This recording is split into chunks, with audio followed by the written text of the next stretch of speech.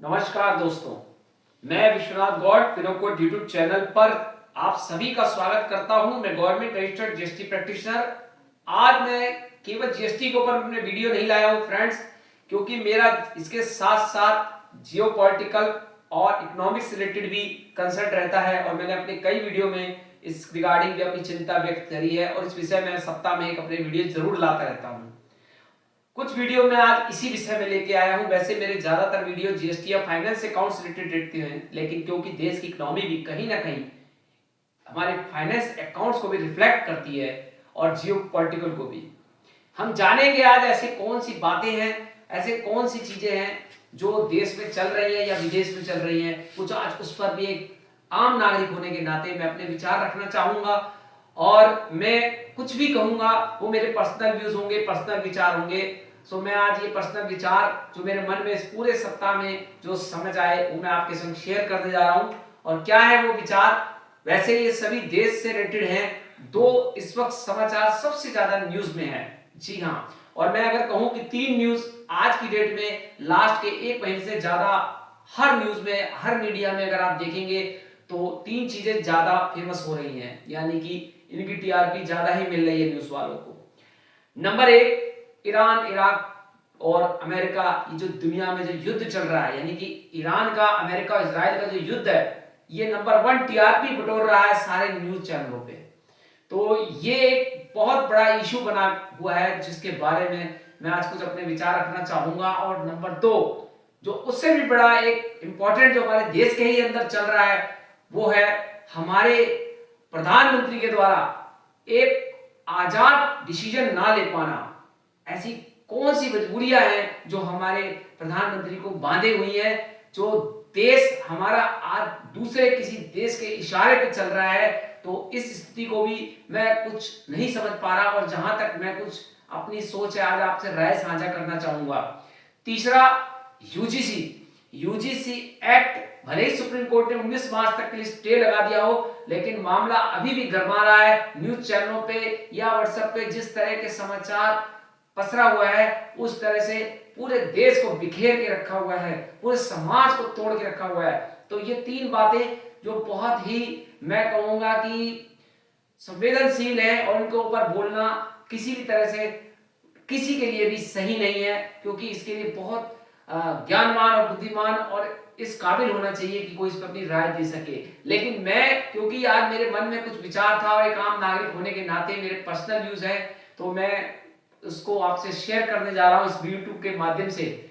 अपने चैनल पे मैं इन तीन विषयों में सबसे पहले तो मैं बात करूंगा कि जो ईरान के ऊपर जो अमेरिका इजराइल ने जो हमला कर रखा है, यानी कि जो युद्ध छेड़ रखा है, ये युद्ध अगर देखा जाए तो सिर्फ एक, मैं इसको कहूंगा कि लास्ट के 2 से 3 साल जहां तक मैं नोट कर रहा हूं, चाहे वो रसिया यूक्रेन का युद्ध हो, चाहे वो इस टाइम ईरान इजराइल अमेरिका का युद्ध हो, या उससे पहले जितने भी युद्ध 2-4 युद्ध अभी साल के 2-3 सालों से हो रहे हैं, एक्चुअली उनका मेन टारगेट अगर हम देखें तो बिजनेस है। जी हाँ, जहां तक मुझे समझ आ रहा है हर कोई देश अपने हथियार बेचना चाहता है या सामने वाले किसी दूसरे देश पर हमला करके उसके क्रूड ऑयल, कच्चा तेल या मिनरल रेयर अर्थ मेटल, इस तरह की चीजों को वो लेना चाहता है, उस पर कब्जा करना चाहता है, क्या ताकि वो भविष्य में उसी का व्यापार करके और अपने देश की अर्थव्यवस्था को, इकोनॉमी को सही कर सके, अपने कर्जों को उतार सके। तो ऐसा मेरा मानना है जो मुझे नजर आ रहा है। हो सकता है आप लोग में से कुछ लोग मेरी राय से आज सहमत ना हो मेरे वीडियो से, तो जो सहमत हो, जिन्हें मेरा वीडियो समझ में आए, वो मेरे वीडियो को लाइक सब्सक्राइब कीजिएगा और कमेंट बॉक्स में अगर आपके कोई सुझाव हो या आप कोई मेरे वीडियो को कोई नए कंटेंट देना चाहते हो जिस पर वीडियो बनाऊं, तो जरूर शेयर कीजिएगा। तो जैसा कि मैंने बताया कि ये युद्ध सिर्फ बिजनेस के अलावा और कुछ भी नहीं है, चाहे वो रसिया यूक्रेन युद्ध हो, चाहे अमेरिका ईरान इजराइल का युद्ध हो, ये सीधा सीधा रिजीम चेंज के नाम पे सिर्फ कच्चे तेल और रेयर अर्थ मेटल पे कब्जा करना है और उससे व्यापार करके अपने देश की अर्थव्यवस्था को सही करना है। ऐसा मैं इसलिए कह रहा हूं कि मुझे लास्ट के कुछ युद्धों का जो रिजल्ट है वो आज तक समझ में नहीं आया, क्योंकि उनका कोई परिणाम नहीं निकला। सिर्फ उससे होता क्या है कि वो सैनिक मारे जाते हैं जो उस युद्ध में शामिल होते हैं और उस देश के लोगों की अर्थव्यवस्था कुछ समय के लिए हिल जाती है, जो आम लोग वहां के होते हैं और वो अपना जीवन यापन मेहनत करके बड़े मुश्किल से बिता रहे होते हैं। क्योंकि ये बड़े बड़े जो पॉलिटिशियन होते हैं ये उनके बारे में बिल्कुल भी नहीं सोचते। इनका सिर्फ एक मोटा टारगेट होता है कि हमें मोटा पैसा कमाना है और उसके लिए हमें सामने वाले की मोटी संपदा, जो दूसरे देश में अगर वो इस काबिल है, पावरफुल है, तो वो उसको हथियाना चाहते हैं और उस मिनरल्स या उस कच्चे तेल पर कब्जा करके वो दूसरे देशों को भी उसको बेचकर व्यापार करके अपने देश की अर्थव्यवस्था मजबूत करने में लगे हैं। और मैं ऐसा कुछ देश ही हैं जो ज्यादा पावरफुल हैं, जैसे अमेरिका, जी हाँ, या मैं कहूंगा जैसे रशिया यूक्रेन का युद्ध। अब यहां पे ये तो हो गया पहला टॉपिक। इससे होता क्या है, इससे हमारे कई देशों की शेयर मार्केट अर्थव्यवस्था खराब होती है। इन युद्ध के कारण कच्चे तेल की सप्लाई में बाधा आती है और क्योंकि हमारा भारत जैसा देश कच्चे तेल पर ही इसकी पूरी एनर्जी सेक्टर डिपेंड करता है, यानी कि 85% हम कच्चे तेल को बाहर विदेशों से लेते हैं, वहां से आयात करते हैं। और क्योंकि जैसे ही कच्चे तेल की सप्लाई रुकती है या बाधित होती है तो हमारे देश की अर्थव्यवस्था एकदम डामाडोल हो जाती है। ऐसा लगता है कि हम आज भी 75, 76, 70 साल जो हमारी आजादी को हो गए हैं, हम आज भी गुलामी महसूस करते हैं। यानी कि आत्मनिर्भर जिसका सिर्फ नारा दिया जाता है, startup India, stand up India, skill India, अगर सही मायने में आप देखें तो सिर्फ ये नारा ही बनकर रह गए हैं। एक बात तो मुझे लास्ट के 1 साल या 2 सालों में समझ के आ गई है कि हम भारत में बनने तो चले थे विश्व गुरु, लेकिन फ्रेंड्स आज मुझे बिल्कुल एक भारतीय होने के नाते कहने में बिल्कुल भी संकोच नहीं हो रहा है कि कहीं ना कहीं हम आज भी आत्मनिर्भर होने से बहुत पीछे हैं और इसके साथ हम स्वतंत्र निर्णय लेने में भी बहुत पीछे हैं। और निर्णय की जहां तक आप मैं बात करूं, देखिए मैं बिल्कुल झूठ नहीं बोलना चाहता, जो बात सच है वो सच है और आज के हालात ये बता रहे हैं कि भारत अभी भी स्वतंत्र निर्णय लेने में विदेशों में और मतलब दुनिया के हर वो देश जो कि पावरफुल है उनके सामने भारत आज भी आंख से आंख मिलाने में असमर्थ है। वो डिसीजन लेने में कहीं ना कहीं कहता तो है कि उसके डिसीजन है, लेकिन नहीं, वो उसके डिसीजन नहीं होते।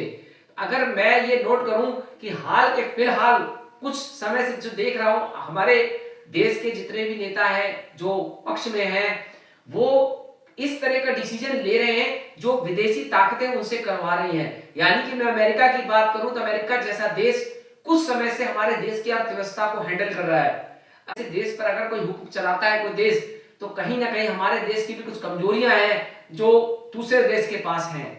नहीं तो इतनी ताकत तो फ्रेंड्स किसी के पास नहीं है जो भारत जैसे 144 करोड़ के देश को ये कह सके कि आपको इससे तेल लेना है, इससे नहीं। और अब जो समाचार आ रहा है कल और आज में, वो ये कि अब भारत जो है 30 दिनों तक तेल रशिया से खरीद सकता है, क्योंकि ईरान और इजराइल के युद्ध में सप्लाई में बाधा हो रही है। तो अब भारत चाहे तो रशिया से 30 दिन यानी 30 अप्रैल तक तेल ले सकता है। और ऐसा उसी देश का कहना है, अमेरिका जैसे, जिसने कहा था कि भारत अब रशिया से तेल नहीं लेगा। और देखिए मजे की बात यह है कि हमारे प्रधानमंत्री और हमारी पूरी सरकार नतमस्तक है स्टैंड अमेरिकन गवर्नमेंट के आगे और इजराइल गवर्नमेंट के आगे। पूरी तरह से ये उनके चरणों में नतमस्तक है। जैसा वो कह रहे हैं वैसा वो करते जा रहे हैं। मुझे नहीं पता इसके पीछे क्या ठोस कारण है, देश को उठाना है या देश को गिराना है, लेकिन एक चीज तो तय है कि देश की इज्जत कहीं ना कहीं यहाँ पे सम्मान ठेस पहुंच रहा है। हमारी प्रधानमंत्री जी से, देश की सरकार से अपील है कि देश की इज्जत को बना के भी रखें, देश की गरिमा बना के रखें। और आपका सम्मान पूरे देश का सम्मान है और आपका अपमान पूरे देश का अपमान है। अगर कोई हुक्म आप पे चलाता है तो आप एक बार मान के चलिए कि हुक्म पूरे देश पर चलाया जा रहा है। आज तो ऐसा मुझे ऐसा लग रहा था जब अमेरिका ने 30 दिन का एक हमें छूट दी है कि हम रशिया से तेल ले सकते हैं, तो ऐसा महसूस हुआ कि शायद हमारे देश के प्रधानमंत्री भी तो कहीं चेंज नहीं हो गए। कहीं ऐसा तो नहीं है कि प्रधानमंत्री की जगह अब ट्रंप हमारे प्रधानमंत्री बनने वाले हैं। कुछ मुझे इसी तरह का आभास हुआ है। आज का वीडियो मैं इसलिए भी इस टॉपिक पे लेके आया।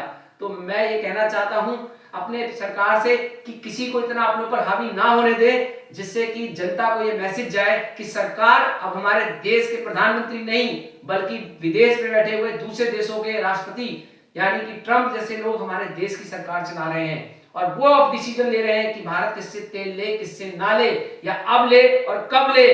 तो थोड़ा सा इस विषय में मेरा एक हृदय बहुत दुखित हुआ और मैंने आज अपना विचार ये शेयर किया। ये मेरा विचार पूरी तरह व्यक्तिगत है। तीसरा जो सबसे बड़ा न्यूज बार बार निकल के आ रही है यूजीसी के ऊपर।